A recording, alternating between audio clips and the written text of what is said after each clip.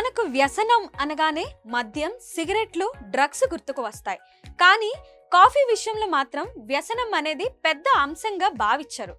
Caffeine వినియోగం వల్ల తలెత్తే శారీరక, సామాజిక సమస్యలను అంతగా పట్టించుకోరు. అయితే మోతాదు మించిన కాఫీ కూడా ఓ వ్యసనమే.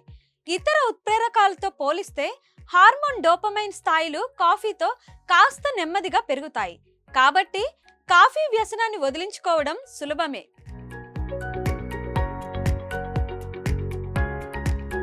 మద్యం తాగి కాఫీ తాగితే మత్తు దిగుతుంది అని కొందరు అంటుంటారు. కానీ వాస్తవానికి ఆల్కహాల్ ప్రభావాన్ని కెఫీన్ ఏమాత్రం తగ్గించదు.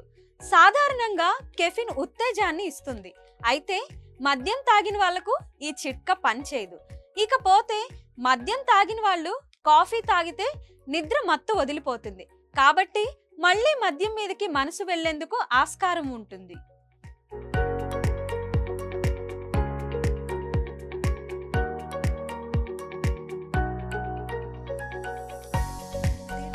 మరిన్ని వీడియోస్ కోసం ఛానల్ ని సబ్స్క్రైబ్ చేయండి. లేటెస్ట్ అప్డేట్స్ కోసం వాట్సాప్ ఛానల్ ని ఫాలో చేయండి.